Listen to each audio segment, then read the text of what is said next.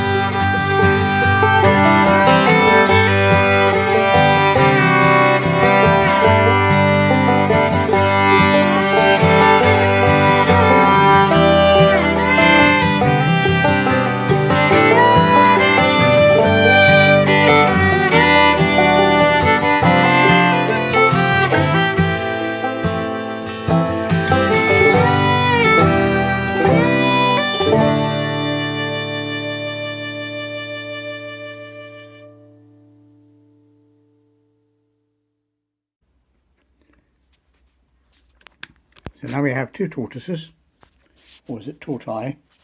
Now, that's better. There we go. All slightly different, but they're great, and we'll get on with decorating them now.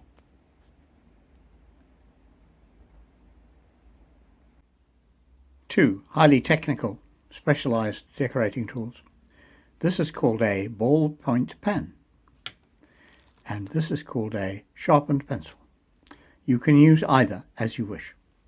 The only thing I have to tell you that is difference between this one and that one is that this clay has tiny lumps in it like grains of sand. It's not actually sand, it's crushed up ceramic called grog. And sometimes when you draw into a grog body, it leaves little lumps, but that in itself is its own charm. So you can make that decision quite deliberately to use grogged body. This is more smooth, and as a result tends to be the little lines you put on there are smoother. I want you to disregard anything to do with the lines I'm drawing, because I am not an artist. I'm just drawing out of my head what a turtle shell looks like.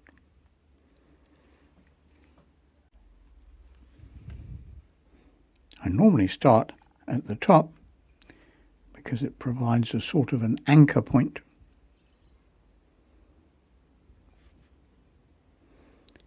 You don't want to worry too much about the curly bits that come off the clay. Once they're dry, you can brush them off. The erudite members of my fan club will note that these are not turtles, they are tortoises. But who cares? I call them turtles because that's what the first one that I did was called. Oh, just notice this one doesn't have a tail. Have to fix that.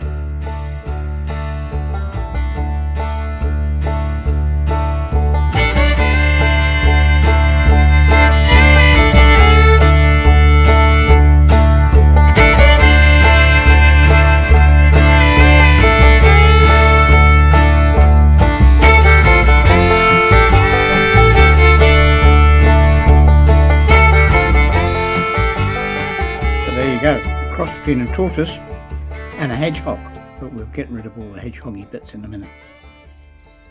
That's done with this pencil. Clean the tip of the pencil occasionally.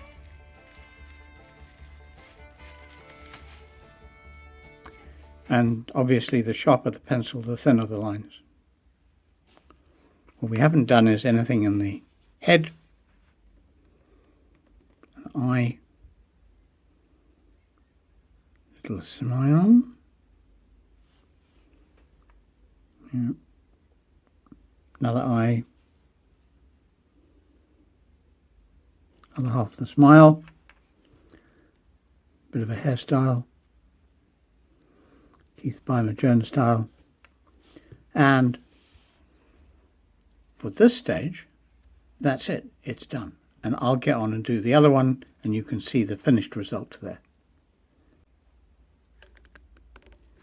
Quick change of plan. This one, the brown one, I'm going to stamp. I made these stamps myself, they're not difficult. This is a piece of clay which was made up into that shape, and then the flat surface I pressed against a rock, and that gave me this texture. I have other ones.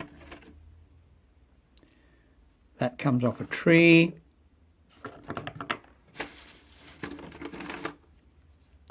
This one has been inexpertly carved by me when it was leather hard, as we call it. That's not quite dry. And they were all fired when I fired something else. And now they make nice stamps. So what we do is we can have a look here.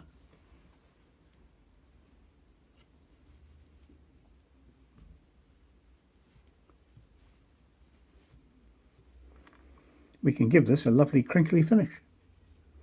Doesn't matter. It's not a life portrait. If you like it, do it. If you want to decorate it with circles, do it. It's fine. Okay, so here are the two turtles. We've textured them or put a pattern on them. We're going to let them dry for a bit.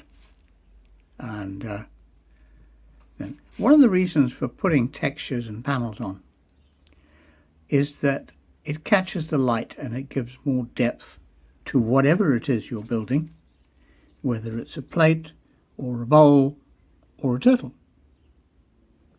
And the other thing it does is if you glaze it and you use coloured glaze, the coloured glaze is thicker very often in these grooves, and so it's darker, so it tends to sort of outline the stuff that's going on.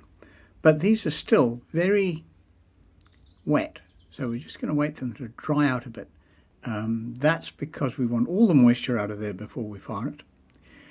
If you get to bone dry and something breaks off, like the head or the tail, it is much more difficult to fix it. And in the case of your tortoise turtle thing, I would really recommend that you start all over again, or you decide to have it without a tail or a head or a leg or whatever it happens to have broken off. You can use it using vinegar, but that's a different technique, and we might talk about it later. Otherwise, look on YouTube, it's all over there. Okay, so I'm going to let these dry out for a while, and then we'll look at it when they go in for firing.